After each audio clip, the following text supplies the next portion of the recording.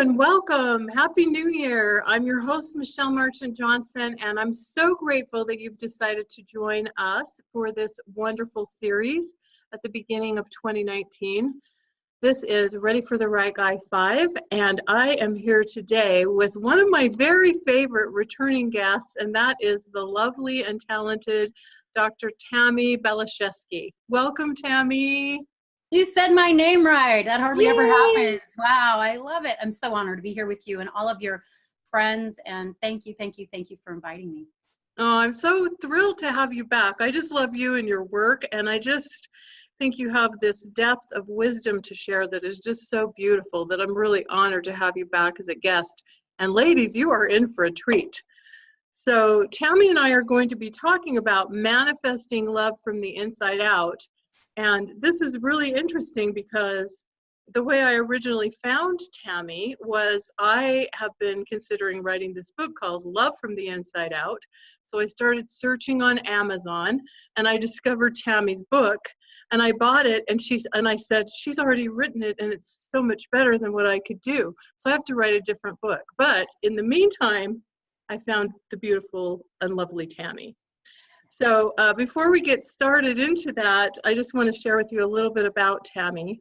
Dr. Tammy Belashevsky has two PhDs with her education, belief system, and healing process, a balance and blend of psychology and spirituality. Tammy is the author of 2 acclaimed and best-selling books, Manifesting Love from the Inside Out and Manifesting Prosperity from the Inside Out. She has also been the host of Journey to Center on Empower Radio for the last 10 years and has interviewed some of the most conscious people on the planet. What is even more impressive than her credentials is the transformation of her own life from heartache, confusion, and self-loathing to a life of celebration, clarity, and profound love. Dr. Tammy says we can all have it all, but we have to be willing to do our inner work. Tammy is the living example of her beliefs and her teachings and now wants to do whatever she can to support anyone who wants it to do their own inner work, get to higher ground, manifest their own vision and version of heaven on earth, and live a life of great love. So welcome once again, Tammy. So happy to have you here. Thank you. So happy to be here. So maybe just before we get started into the main meat of this conversation, Tammy, I know there are going to be a lot of new people who maybe haven't heard you speak before, and I know in your introduction it talks about how you transformed your own life, and I wonder if you could just start there and tell us a little bit about your own life and the transformation you've experienced in your own life before we get into kind of the hows and go a little deeper with the topic. Well, Michelle, thanks for asking. I, like many people, had goals and dreams for myself as a young girl, and it was really about making things happen from the outside in. My goal and intention was to move to LA and live this big, opulent, blow it out, fame and fortune life, and I was on track to do that. But what I found was, even though I got what I thought I wanted, there was something really lacking, and that was the experience of fulfillment, that experience of true happiness, that experience of authentic love. And I realize now, because my life was not built on a foundation of self-love. I was dancing for the mirror, in effect. I was trying to prove that I was important, that I was valuable. I was trying to maybe earn the approval of my mom, my dad, try to show the people back home that, look at me, I made it. But there was something very essentially missing, something foundationally missing, and that was the ingredient of true self-love. And I didn't know that that wasn't there until I reached my destination and started to feel this sense of emptiness, this sense of sadness, this sense of what evolved into actually an experience of desperation and then anguish. Through the process, I was engaged to a lovely man for 3 years. The first year was fun. The second year was a little bit challenging. The third year was really my experience of heaven on earth. I mean, hell on earth. And I needed to experience that to get more clear about what my true intentions were. Sometimes we get what we think we want so that we can refine and course correct. So like I said, I got what I thought I wanted. Like I went to the buffet of life and I got the pink cupcake and I got the jelly beans and I got all the things that I thought I wanted, but it actually made me sick. And I realize now it was because I wasn't in alignment and in relationship with my soul self. I had done the out there work. I hadn't done the in here work. So that was the blessing and double-edged sword, the painful, wonderful situation where this man left me for another beautiful girl, and it made me question everything about myself and put me back on ground zero. My ego was devastated. My soul celebrated as we embarked on my true path, my spiritual path, and the path that I was really destined to be walking on probably my whole life. What caught me right there, a statement that kind of stopped me in my tracks here, Tammy, was my ego was devastated, my soul celebrated. I just think that's a really interesting phrase, an interesting thing that you just said right there, because I do think sometimes a part of this journey, and this may not be the main part of our conversation, but I do think a part of this journey is really coming to understand what we really want and what we really need, and how often it is that in life we go after or we chase or we pursue those things that we think we want or that we desire. And this can happen in love, or it can happen in other areas of life. And yet once we get it, it's not necessarily fulfilling, or it doesn't give us that satisfaction or that joy that we really feel like we would get from that. Can happen with a potential partner if you have this idea in your head of exactly how this person is going to appear, or certain, we can get sort of overly focused on one certain quality or characteristic that we think someone should have. They don't always show up in exactly the way or the package that we expect. And so your description there just kind of caught me, it just kind of caught my attention when you said, my ego was devastated, because sometimes like there's a part of us that kind of has to die off before we can get really in touch with what is really most important and what's really going to bring us joy and satisfaction and love in our lives. Yes. And a part of that, of course, is what our main conversation is going to be, which is that inner work and love and attracting love from the inside out. But that just struck me as you were sharing your story. Mm-hmm.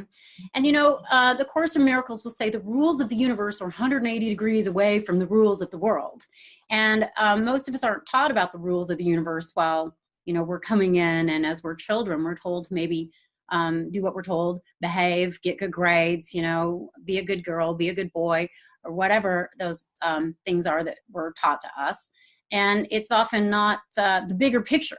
Something my teacher said to me that was really, really helpful. There's the soul line and the goal line. So our personality and our egos are cruising along on the goal line, and we want the relationship, we want the prosperity, we want what we want.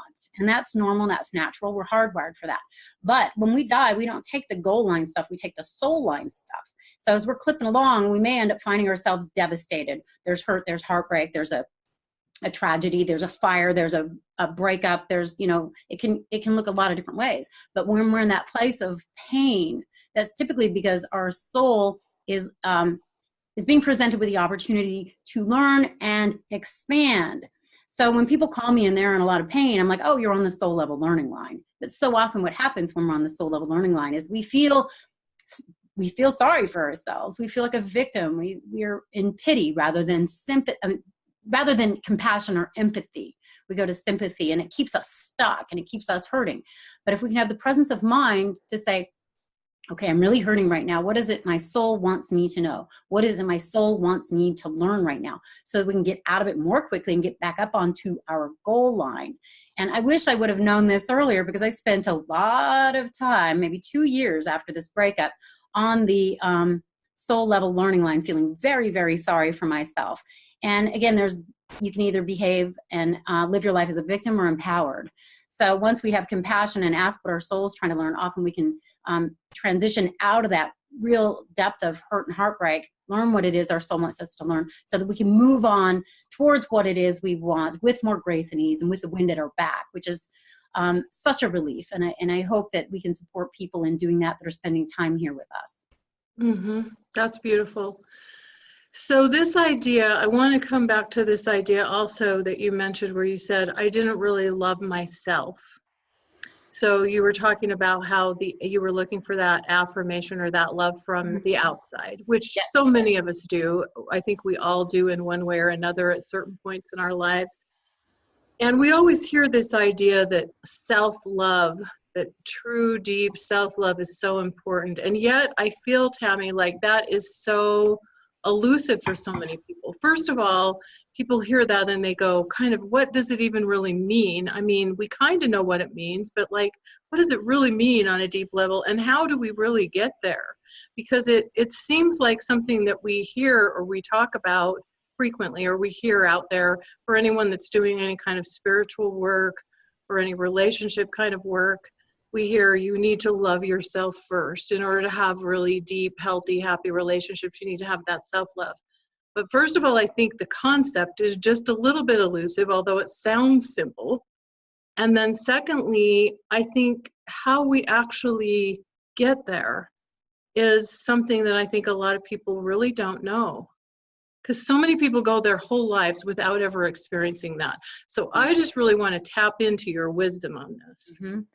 I appreciate everything you're saying, and I can really relate to it. I remember when I was in the throes of my pain and my suffering, a friend of mine said to me, Tammy, the only thing I see you missing is that you just don't like yourself very much. You don't love yourself. And it stopped me in my tracks because I had never really considered that before. I took good care of myself. I worked out. I did my hair and makeup. I kept myself tidy. You know, it's like, isn't that self-love? But what I really was like present, like a wrapped gift with bows. And, you know, it looked okay on the outside, but I didn't feel there was a true gift on the inside. So to me, what I've come to in regards to learning about self-love is to really respect ourselves as a soul. Pierre de Teilhard has a beautiful quote saying, we are spiritual beings having a human experience. When I first heard that, I never considered anything like that before. Being human isn't our true nature. Earth isn't our true home. And once I started to understand that, my life started to make a lot more sense. You know, our inherent nature is beauty and compassion and love. And it's the truth of who we are. It's the reality of the universal truth. When I talk about the universe being 180 degrees away from the planet, what we're experiencing here on planet Earth is a dimension of duality: good, bad, right, wrong, light, dark, fear, love. So as we were talking before, Michelle, we didn't leave heaven to come to heaven. We didn't leave love to just be love here. Sometimes we have to experience the opposite of what it is that we are learning about to have that frame of reference. It's contrast. Abraham Hicks will talk about this. Sometimes we have to experience contrast. Like, you know, to be hungry is to appreciate being satiated. To be tired is to appreciate being well rested. And fear, experiencing fear can support us in appreciating true and authentic love when we get there. If this would have been easy for me, this whole journey, first of all, I wouldn't be able to speak of it and teach of it. And second of all, I wouldn't appreciate my life to the degree that I do. So for me, what self-love has become about is, again, respecting myself and honoring myself as a soul, having this particular human experience in this form as Tammy Balashevsky. I think that's such an important thing for you to consider, and for anyone that's hanging out with us to consider. You are a soul. You are a spirit. You are an aspect of divine creation, pristine, perfect love. And that is the animating force of ourselves and of life and of the planet. So once we understand that, for me, it just brought this sense of peace and clarity. We didn't come here to be perfect.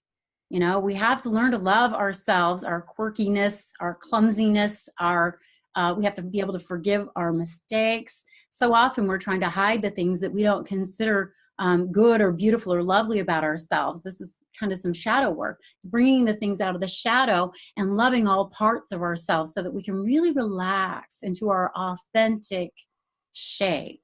And once we do that, that's when we start to attract other people that fit naturally and easily with our authentic shape, rather than trying to contort ourselves, rather than trying to impress whoever's out there, dancing for the audience. Don't do that. Pull your energy back, relax into your heart, alignment with your soul, find your authentic shape. Ask often, what honors me right now?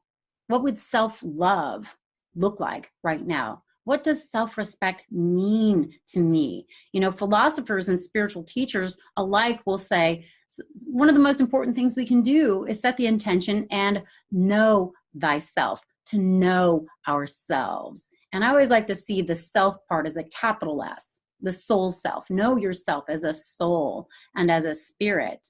And for me, that's definitely supported me in relaxing and start to enjoy this temporary human experience. It's kind of like a working vacation. It's a lot of work here, and we are going to go home, and it's going to be lovely. But for now, let's try to let this odd, interesting, clumsy, sometimes painful vacation be what it is, and hopefully learn as much as we can from it, so that when we look back, we don't have regrets about not living with an open heart, not doing our inner work, not saying yes with a resounding, hearty voice to this experience of being a spiritual being, having a human experience. Yeah, that was really beautiful. There's so much there. A couple of things that stood out that I just want to emphasize or just add my 2 bits to is one thing that stood out for me is that this idea of us striving for perfection and trying to portray what we think the image is that the world would want us to portray.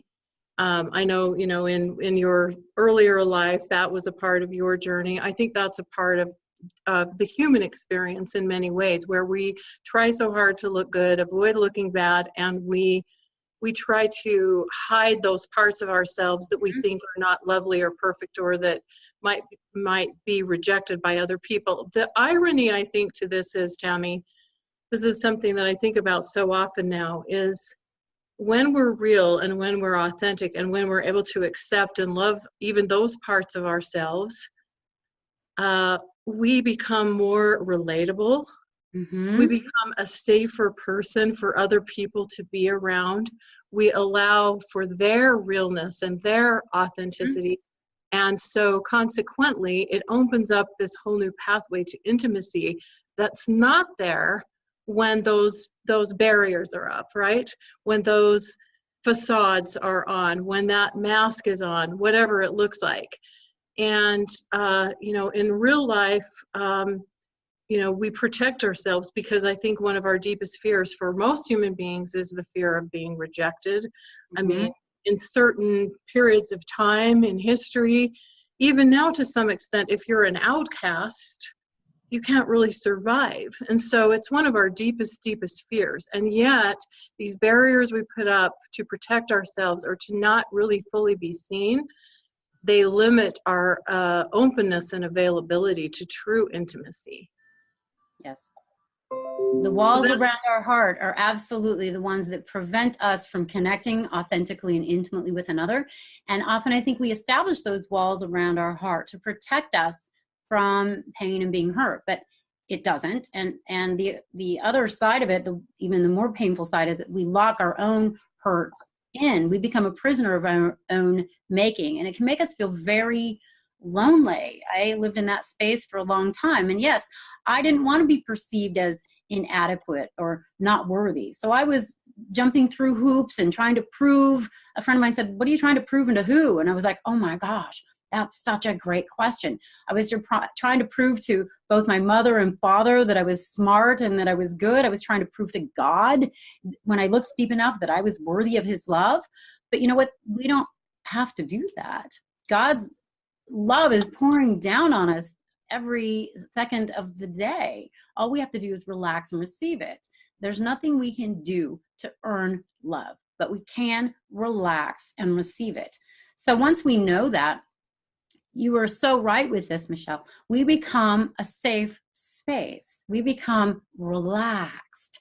And that gives other people around us permission to be who they are, to relax into their authentic shape and authenticity. And we can find out more quickly if we are a fit or a match or not, because you're not playing games and you're not betraying yourself. Because what I know for sure is if we play games and we betray ourselves, people are going to play games with us and we will be betrayed. So the way we avoid that is to get real with ourselves, to learn to love ourselves, warts and all. And even if it doesn't feel authentic in the beginning, to know at least intellectually that that is the truth, that God loves you, every aspect of you, warts and all. He created you with love, by love, for love, and to learn about love. So if we can at least accept that intellectually as it becomes more a part of our actual truth, our lives will start to evolve and transform in a way that becomes more clear, graceful, gentle, easy, loving, supportive. The wind starts to be at our back rather than pedaling against the wind. It's a very different, from my perspective, very different experience of being human. And I want it for anyone and everyone that wants it for themselves, because we all are worthy. We're all absolutely worthy. God doesn't love any of us more than he loves others. He loves all of his children equally. You are the child in whom God is well pleased. It really just does come down to, can you accept and receive that for and within yourself? And as I have, my life has certainly shifted for the much better. Mm-hmm. Yeah, and I think that knowing, that inner knowing of our worthiness, of being lovable, and that we don't have to earn that we, just by being, we are worthy of being loved and cherished and adored, that can make a huge difference. And then something else you said earlier, where you were talking about self-love, in part being respecting yourself, honoring yourself, staying in congruence with what feels right to you.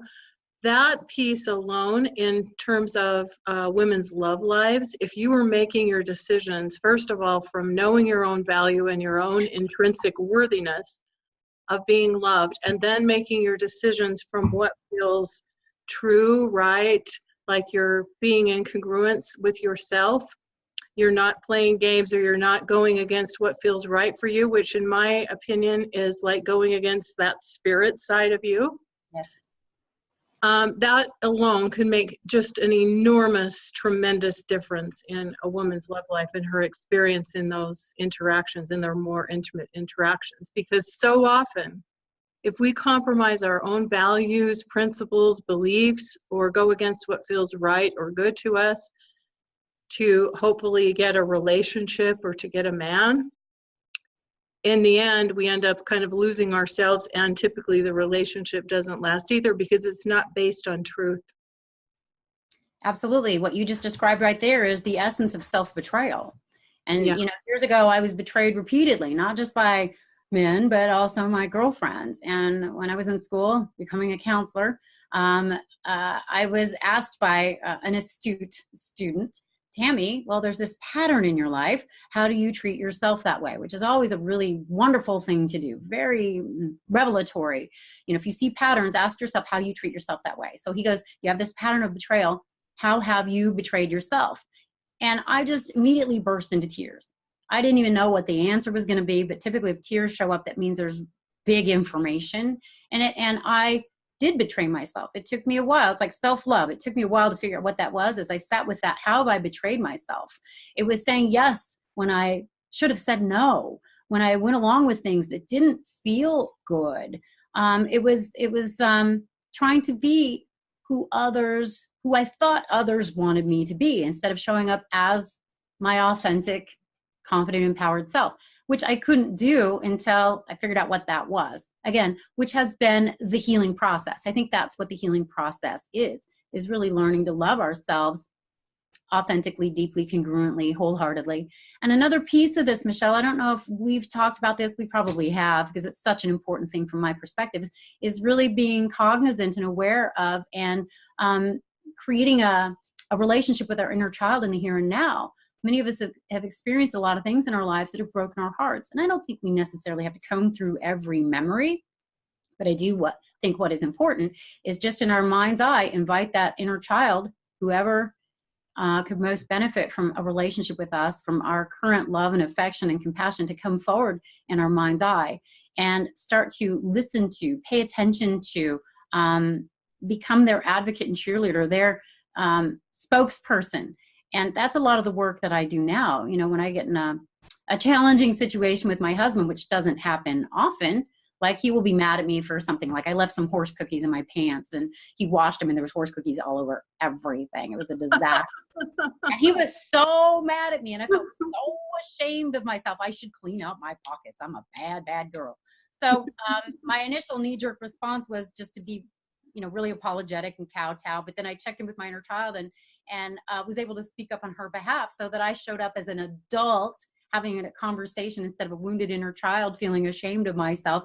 And it ended up being something funny, where in the past, before I knew how to do this work, I would have just been ashamed and maybe done some power plays and tried to shame him in his way and do that tit for tat thing that never, ever, ever ends up well. What happens then, you know, when you're doing eye for an eye, everybody ends up blind. When you do the tit for tat, you're doing a downward spiral. And this is not the direction you want to go if you want a healthy, happy, empowered, love-based relationship. So no more tit for tat. If we can check in with the inner child and speak up on their behalf in a way that's kind and loving, that helps us do the upward ascent rather than the downward spiral. So again, these are all tools that I like to make sure people are aware of, so that they can show up as spiritual adults in their relationships and in their lives, which it improves the quality of everything. And it really creates that true and authentic sense of happiness and being empowered. Mm-hmm. Yeah, I'm so glad you brought that forward again and mentioned that, because I do think learning to transcend what might have been a pattern from the past based on some childhood wound, and learning how to speak in behalf of that wounded inner child as an adult, as an enlightened, inspired adult, can be so transformational. I want to ask you about something else too, Tammy, which has been on my mind a lot lately, and I feel like it's come forward a lot with some of my clients, and that's the concept of forgiveness. Mm-hmm. And I think this all ties in together with this inner work that we're doing, because as we go through life and we have these wounds, or we have these disappointments or heartaches or betrayals, we can pick up, you know, we can pick up resentments, or we can pick up whatever we pick up as we go through these things, beliefs, stories, all kinds of things. And I think for a lot of women, my experience has been, it's hard sometimes to forgive other people who've wounded us, but typically I think the hardest person we have, the most difficult person to forgive is ourselves, because we tend to blame and shame ourselves and see our role in it or our part in it, whether it was there or not, whether that's the truth or not. We seem to perceive that. And so many of us as women, we beat ourselves up over and over and over again. So I would just like for you to talk a little bit about forgiveness in general and how it kind of works into all of this, because I just think that's such an important piece too. It really is. It's been such a vital piece in my own healing process and on my path.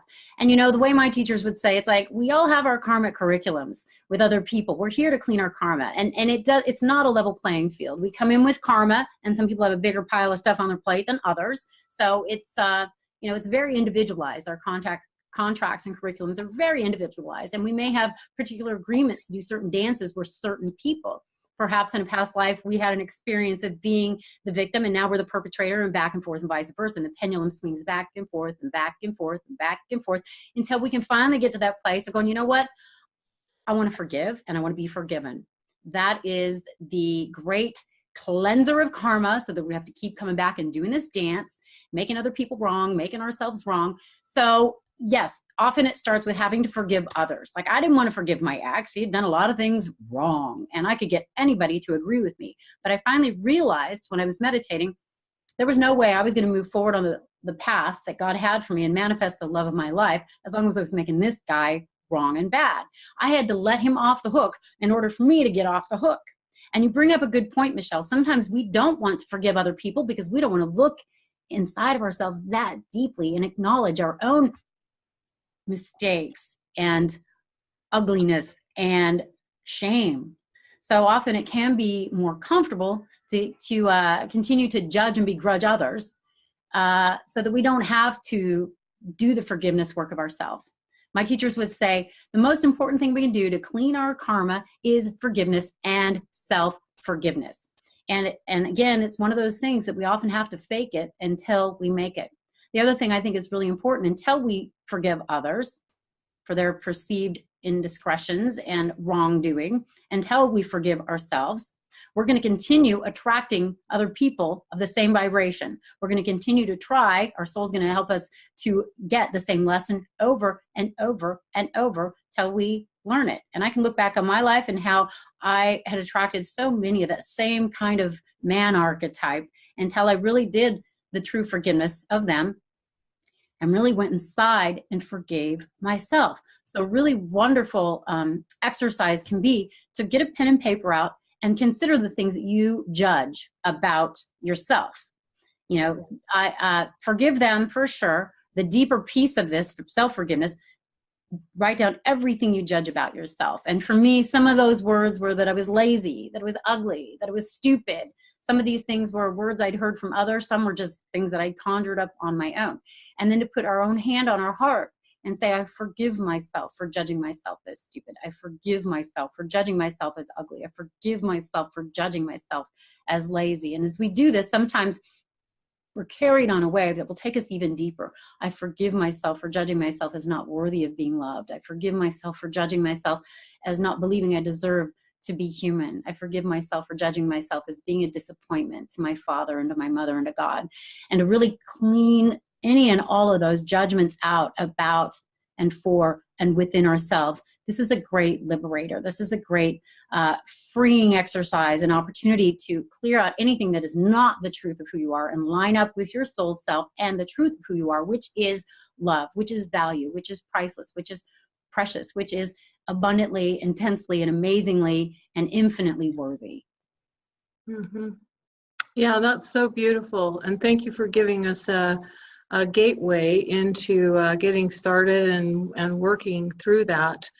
Because I do think that's a piece that gets in the way of us truly loving ourselves, being able to forgive ourselves for whatever real or perceived flaws, mistakes, whatever may have happened in our lives.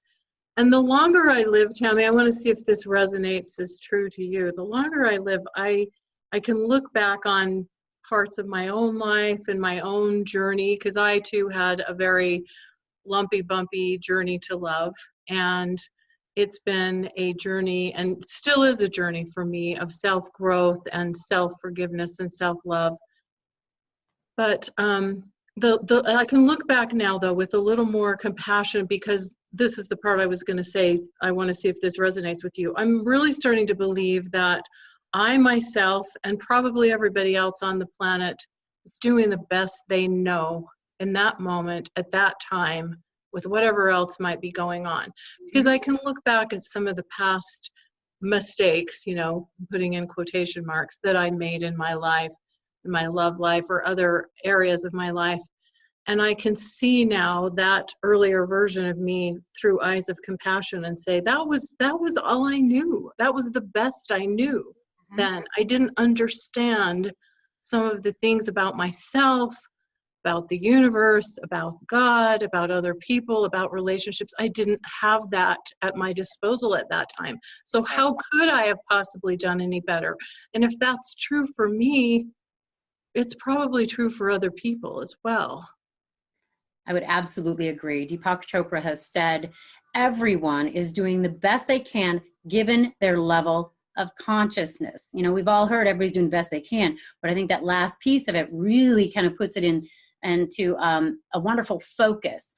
Everybody's doing the best they can given their level of consciousness. And you're so right, Michelle, to be able to look back at our mistakes and things that we wish maybe we had done differently or better.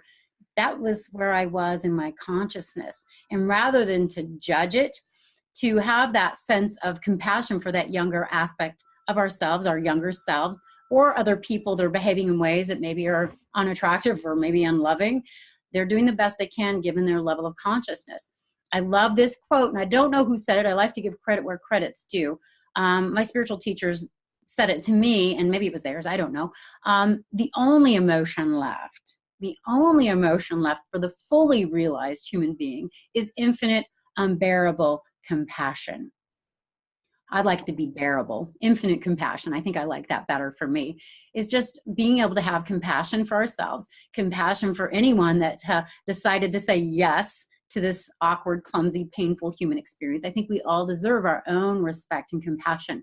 And once we have really cultivated that form within ourselves, we show up as a more authentically compassionate presence in the world, which is a very attractive quality. You know, loving people tend to attract loving people. And as we cultivate compassion and respect and love for ourselves, we attract other people that are kind, respectful, loving, and compassionate. I got the most beautiful compliment from a friend the other day. She said, you know what I love best about you is that you just give energetic permission to people to be exactly who they are. And I thought that was such a lovely, lovely, lovely compliment. And I was grateful to get that feedback because that is my intention. And I know I couldn't have been able to do that. I wouldn't be able to do it if I hadn't decided to do this healing work for myself, within myself, and become more respectful and compassionate of my own human journey, bumps, bruises, warts, lumps, and all. Yeah. Yeah, so I think the things that we've talked about in terms of self-love, what it really means to love yourself, how to get to that place of loving yourself more through forgiveness, through showing yourself respect, through being in congruence. I don't remember the exact word that you used, not betraying ourselves. I think the things that we've been talking about here are so important and so profound. And on the surface, some of this might sound simple. It is, though, a very deep spiritual work, and I think it's a journey. And I think we also have to have compassion for ourselves and recognize that it's a continuing journey. Because the more we learn, the more we understand, the more we can go deeper, and the more we understand that there's so much more for us to understand. Like, I feel like I study now as part of my work, I study relationships and I study human behavior and communication, these kinds of things all of the time, because this is my life's work now. And yet, the more I learn, the more I discover there is for me to learn. It's a journey. So I feel like we need to give ourselves that grace as well, to recognize that we're not going to arrive at this destination where suddenly we're going to be perfect at relationships, right? You are so right. There is no perfection on this side of the veil. And again, we didn't incarnate to be perfect. We incarnated to learn the lessons of love, again, which needs to really come back to ourselves. If we are on that foundation within ourselves, we can't be that in relationship with others. We can't show up as that loving presence in the world. And so I do believe that it is a never-ending journey, and there's always going to be more to experience, do, learn, and know. What I have found, though, is I think I've done the heavy lifting of clearing my fear, guilt, and shame, and living a more authentically love-based life. The lessons are less painful.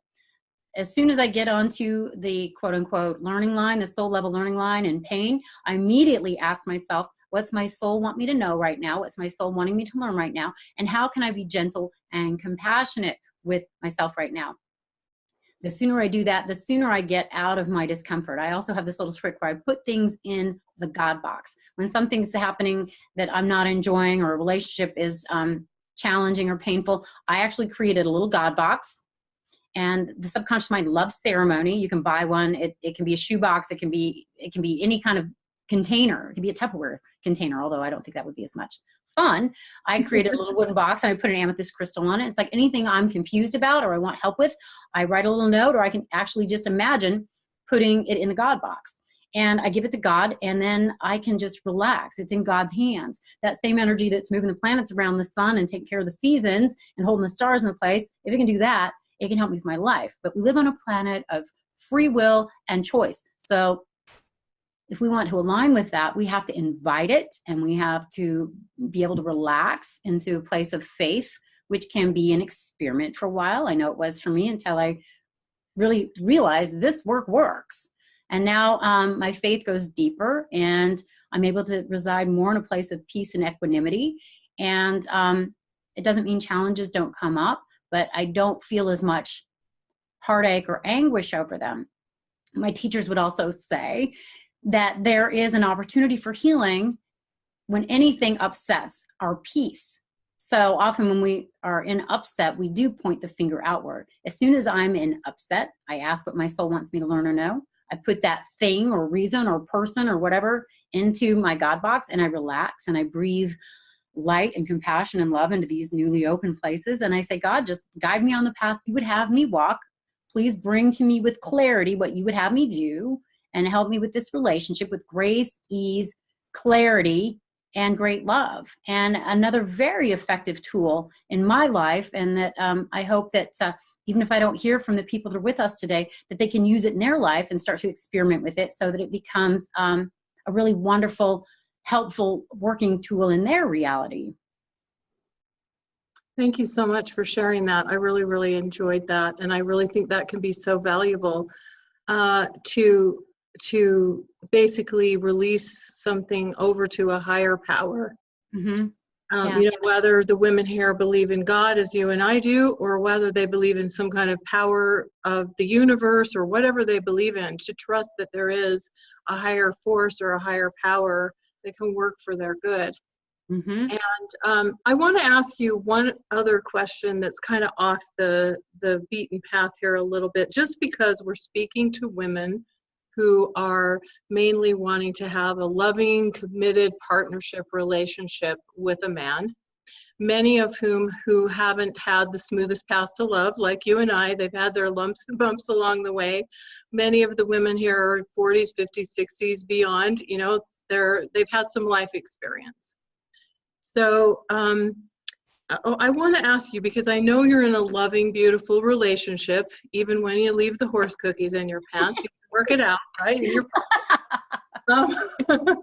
And I want to ask you, just to share on a personal level, 2 or 3 things that you feel like you've learned, or 2 or 3 ways you feel like you've grown as a result of being in a relationship with your husband.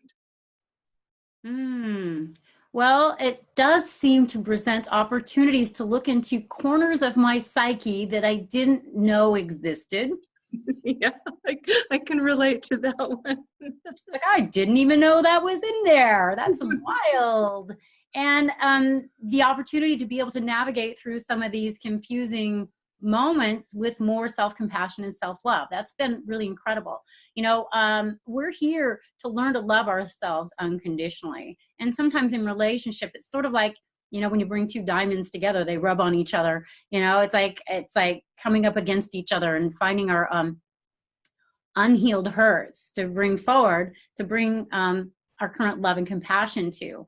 So even though I'm in a relationship with a lovely man, it's not like it's just happily ever after, although we have a wonderful relationship, and it is a lot of joy.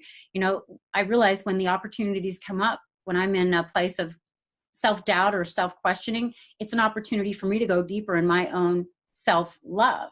Because the truth is, even if, you know, we are in a relationship or want a relationship, we come into the world alone and we go out of it alone. My most important relationship is with that something greater, be it spirit, the universe, God, organizing intelligence, creativity, however one might want to describe that indescribable energy.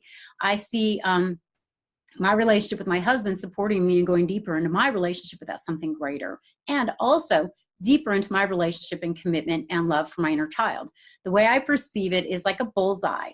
And in the center of the bullseye is me with my inner child in my lap, and I'm on God's lap. One ring out is my husband. And even there's boundaries. I think so often we become enmeshed when we fall in love, and we lose our sense of self. And those blurry boundaries can make things extremely confusing, and we start projecting, and then the tit for tat games start to happen. So I did that a lot in my past relationships without being aware of it.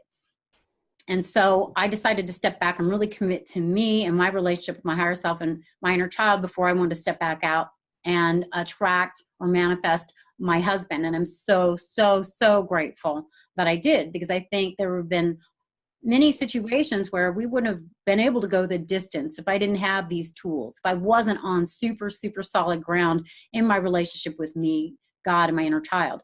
So one of the things is, yes, my relationship with my husband has supported me in going deeper and higher in my own opportunity for healing, self-compassion, self-respect, and self-love, learning to claim my voice. That's been unnatural, because I was told a lot when I was growing up, I don't care what you think or you feel, you do what you're told. So that was my innate way of navigating.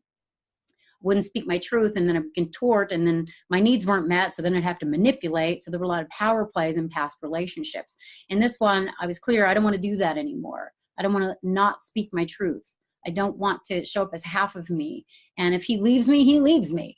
And so far he hasn't. And I think it's because I am coming forward and speaking more from that authentic place of truth and love and self-love, self-respect. And, my teachers would say, I'm saying that a lot today, aren't I? My teachers, well, they were pretty powerful beings.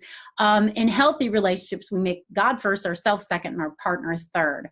And that has been a huge, profound shift for me, because I always thought you have to sacrifice yourself for another. You have to be humble and be less than. No, that doesn't work. And you said this in the beginning, Michelle. We have to be at the top of our love list. If we're not on that solid ground within ourselves, there's no way. I don't think there's any way of having a long-term, sustained, healthy, and deeply fulfilling relationship.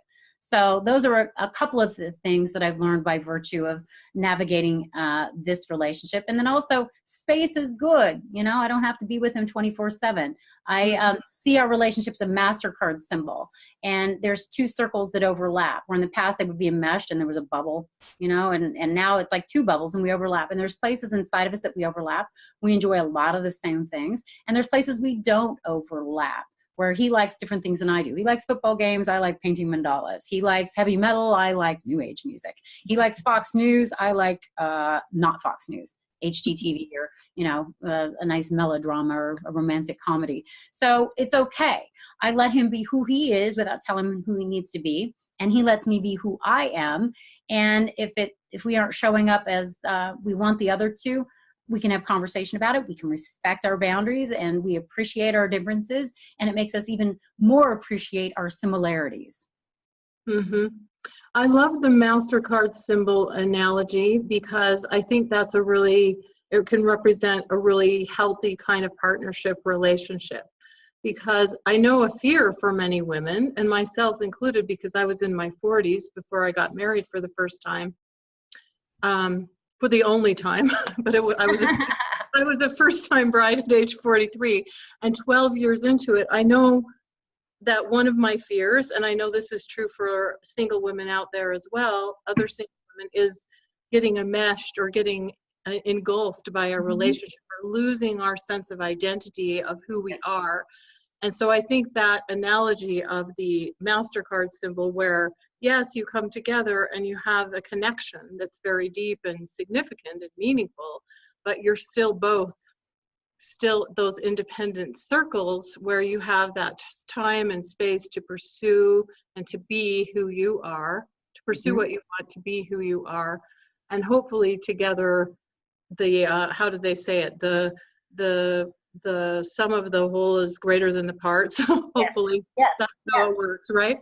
Yes, that's been my experience. I mean, one of my big fears was, and I think that's a wonderful thing to address.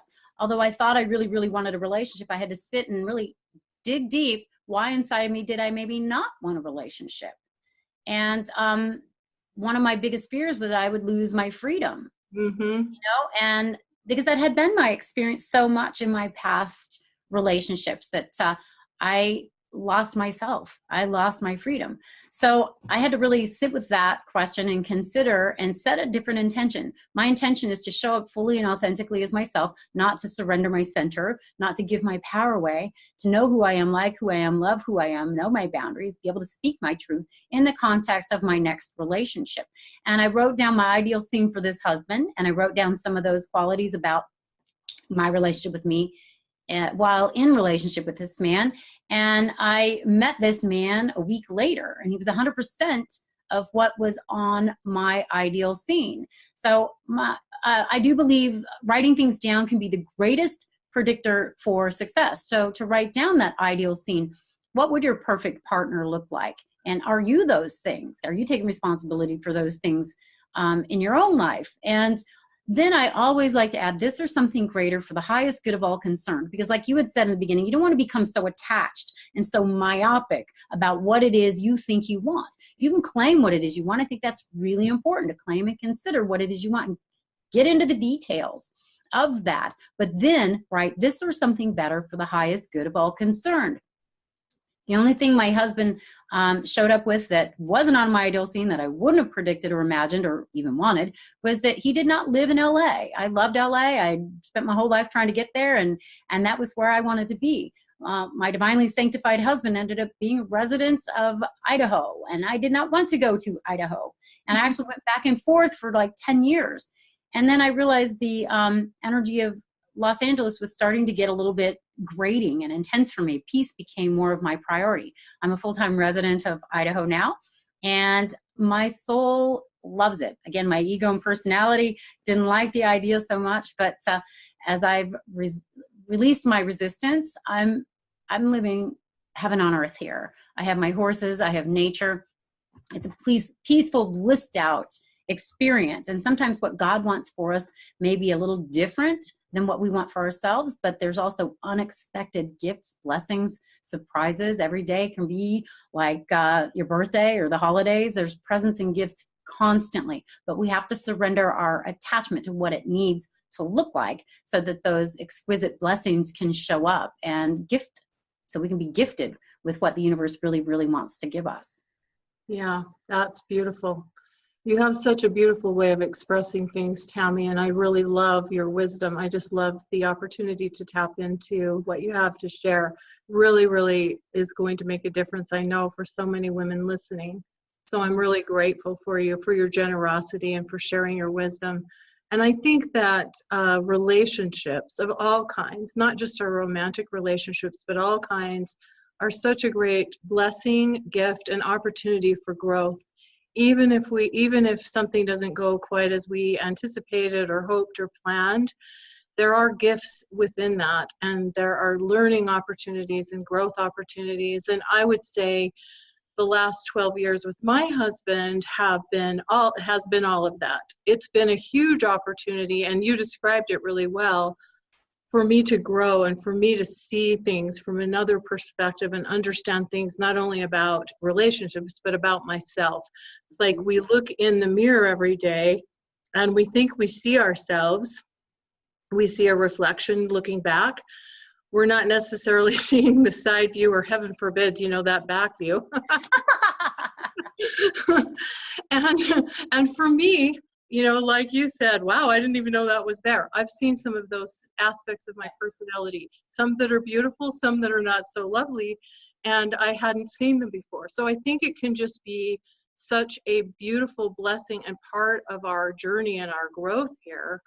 And yet, like we've talked about, there's that relationship to the divine, to God. There's the relationship with ourselves that we need to honor and we need to nurture.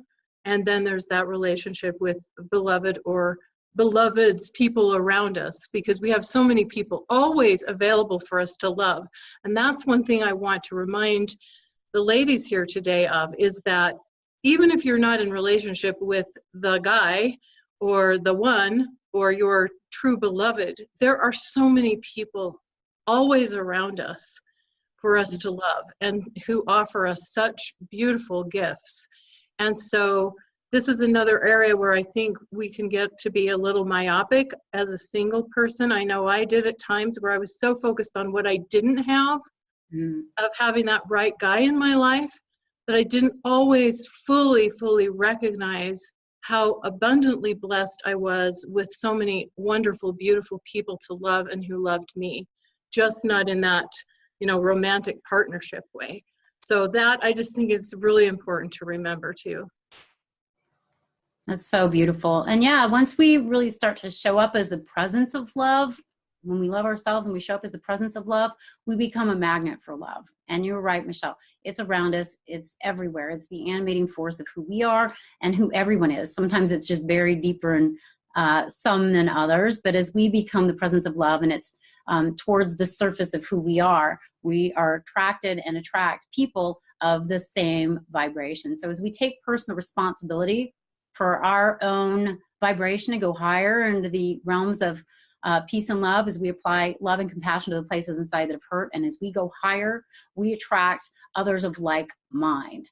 And so I'm glad that I got to a certain level and vibration before I said I do. Very, very, very grateful for that. And again, my intention is to help as many people as I can learn to love themselves, vibrating at that frequency, so they're attracting the one that God has for them, their divinely sanctified partner. And I think we can all do it. I think love is why we're here. So no wonder we long for it, because it's the truth of who we are. And every single one of us deserves it. And I think every single one of us can have it if we're willing to do our inner work and learn to love ourselves authentically and congruently. And I'm so happy that you found that in your life, Michelle. I'm so grateful I found it in mine. And I hope that everyone hanging out with us is well on their way to attracting it with grace and ease in their own lives. Yeah, thank you so much. Thanks for that blessing. Well, ladies, as you can tell, Tammy is a wealth of wisdom and is just a beautiful presence in the world. And I'm so grateful to you, Tammy, again, for sharing so generously. And I know you also have a wonderful gift to share with the ladies. And I wonder if you would like to just share a little bit about that with us. I would love to. I created a guided meditation that is designed to support you, if you want to listen to it, in taking you to the inner realms and essentially making a commitment to you, connecting with your own soul self, committing to learning to love yourself completely and unconditionally. And then after that, what I do is have your subconscious mind reveal the block and barrier that's preventing you from attracting your beloved, the one that God has sanctified for you. And then we have a conversation with that internal block or barrier and allow it to express whatever that fear is, and sometimes it shows up as a wall, a brick wall. It can be a predator, it can be a snake, it can be something from nature, it can be any number of things. And as we have a conversation with it, what I find is that it shifts. And then I ask it if it wants a promotion and become a partner on your path to manifesting true love. And it's a really interesting guided meditation, and people have a lot of different kinds of experiences with it. I've had no two people come back and share the same experience. It's really designed to meet you where you are at and take you to where you want to go. And if that destination is the destination of true love, it was designed to support you in journeying on that path and experiencing God winks and grace and ease in your life. One student came to me and said, I listened to this, and the person that showed up as my beloved was actually a guy that works at this store that I go to all the time. And I was like, is that a mistake? Is that a mistake? Well, she started showing up and flirting with him, and lo and behold, they're married today and they have 2 kids. It's a really kind of cool thing that happens. So again, by making friends with our inner realms and our subconscious mind, there's such a wealth of richness and wisdom within. It's like Jesus would say, listen to the still small voice within. The kingdom of heaven is within. Joseph Campbell says the outer realms are built on the foundation of invisible realms. And as we take responsibility for our relationship with our inner self, our inner reality, our subconscious mind, and our heart, our outer lives can shift in incredibly remarkable, supportive unforeseen and miraculous ways. So I created this guided meditation for you to listen to support you in committing to yourself, loving yourself more authentically and deeply, and removing your blocks to attracting and manifesting your beloved. So I hope that people enjoy it and get value from it. And I would invite anybody that listens to it to be in touch with me and share their experience, because I find it so very, very interesting. Thank you so much, Tammy. And for all of you that are watching or listening, you can access this by clicking on the link directly below this video or audio. And I can tell you, I've been blessed to have Tammy do some guided meditations specifically for my work, as a part of my work. And her voice is so incredibly soothing and so nurturing. And so I think you will absolutely love it. And I encourage you to take advantage of this lovely gift that Tammy is offering. So Tammy, I will give you a chance just to leave us with like just a parting thought or last word before we wrap up, if you'd like to, at the beginning of this new year. Yes. Well, to the one I am in presence with right now that's looking at me, and my energy is with you, my heart is open and holding space for you. And I hope you know yourself to be an incredibly beautiful and unique and exquisite aspect of the divine. And my prayer and blessing for you is that you know yourself more and more deeply as precious, as priceless, as perfect, even in your imperfections. My hope and desire and prayer for you is that you learn to love yourself completely, congruently, and unconditionally. And may life start to show up in a supportive way where you're experiencing more God winks and grace. And that you start to just celebrate being who you are, loving who you are, and enjoying this temporary, interesting human experience. And so just know you're my heart, my meditation, my prayers. I hope to be in touch with you. And just take good, gentle care of yourself. You deserve that. Respect yourself, love yourself, treat yourself the way you wished others treated you, and speak to that lovely, beautiful soul in the mirror. Tell them what they want to hear. And pretty soon you're going to start to believe it, and then you will manifest and receive it. So God bless you on your path.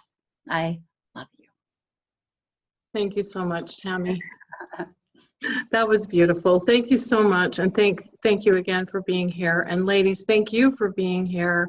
We're honored by your presence and hope that this series will be a gift and a blessing in your life. That's our intention. Our intention is to bless you and to bless your lives. So thank you for joining us. We'll see you for more of the series. Bye-bye for now.